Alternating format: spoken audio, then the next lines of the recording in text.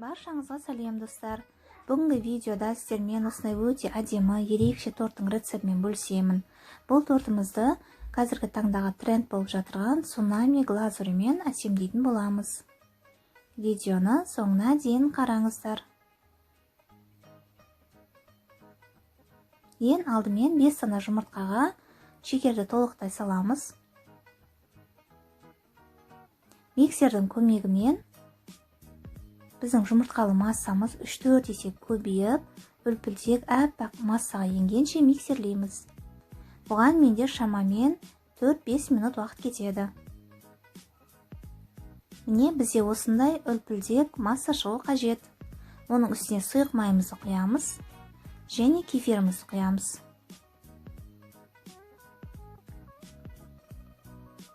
Кефир менде 1%, 2,5% қолдансаңыздар да болады. Миксермен бір араластырып аламыз. Ұзақ араластырудың қажеті жоқ.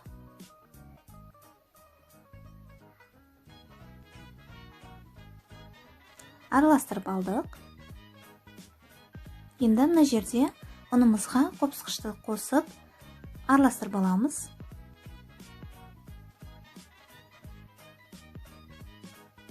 Жақсылап араластырып, енді бұл сухой ингредиентімізді жұмыртқалы массамызға 2-3 бөлікке бөле отырып қосамыз.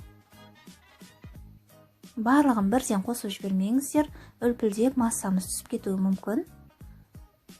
Астан үстен қарай жаймен барлық ұнымызды осылай қосып араластырып аламыз. Міне, бізде осындай қамыр шығады. Қамырымыз дайын болды. Енді қамырымызды әртүрлі 5 бөлікке бөлеміз. Ең үлкен коржымыз 20 диаметрлі формада пісіреміз. Одан кейінгі корждарымызды 18-16 етіп кішірейте береміз. Солай бізде 5 түрлі 5 формадағы корж пісіп шығады. Әр қайсысын қызып тұрған духовкада 180 градуста 8-10 минут пісіріп аламыз. Міне, менде осындай 5 түрлі формадағы корж пісіп шықты. Барлығын суытамыз.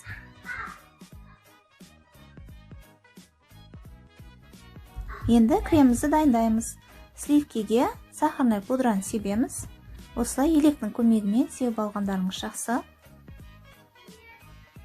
Оның үстіне творожный сырды саламыз. Миксердің көмегімен жақсылап миксерлейміз. Біздің креміміз қой болып шығуы қажет. Міне осындай крем шығады. Креміміз дайын. Енді корждарымызды жинаймыз. Бұл менің ең сүйікті ісімнің бірі. Ең үлкен коржымыз 20 диаметрлі, ең кішкентай коржымыз 10 диаметрлі формада пісіп шықты. Каналға тіркелмеген болсаңыздар, тіркеліп, лайк қоюды ұмытпаңыздар. Шетіндегі қоңыраушаны басып қойсаңыздар, келесі видеоларды жіберіп алмайсыздар. Алдағы уақытта бұдан да керемет әдемі рецепттерді салатын боламын. Қандай да бір сұрақтарыңыз болса, пікірге жаза кетіңіздер, мен міндетті түрде жауап беремін. Дәл осы рецептпен жасайтын болсаңыздар, 22 диаметрлі үлкен 3 корж пісіруге болады. Тортымыздың сыртын толықтай креммен жабамыз. Шпательдің көмегімен тегістейміз. Міне, бізде осындай әп-әдемі үлкен торт шығады. Енді тортымызды 1 сағатқа тоңазғышқа қоямыз. Содан кейін глазурімізге кірісеміз. Бізде глазур дайындау үшін сливки мен ақ шоколадты араластырып водяной баняда ерітеміз.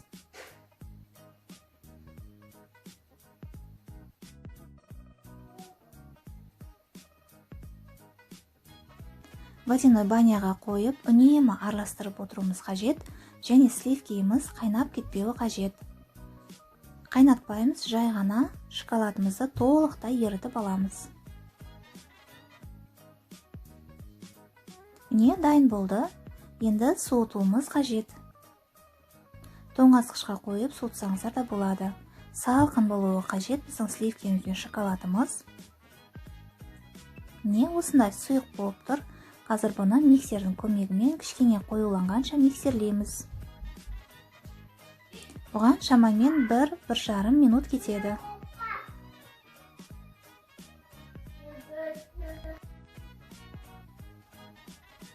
Міне, менің сливкем кішкене қоюланды.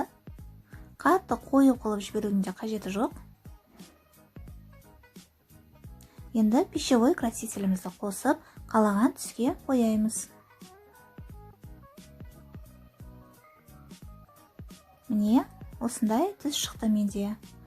Тортымызға осындай арнайы ацетатный пленканы кигіземіз. Үстіне глазурімізді құйып шығамыз. Қалғанын дәл видеода көрсетілгендей жасасаңыздар болады. Өте оңай жасалады.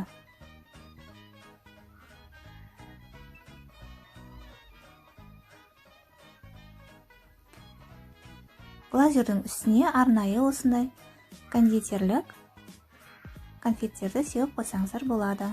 Менде дайын конфеттер. Жаймен көтереміз. Міне, бізде осындай әп-әдемі торт шығады. Жасалу жолы өте оңай. Міндетті түрде жасап көріңіздер. Корждары да өте жұмсақ, нәзік болып шығады.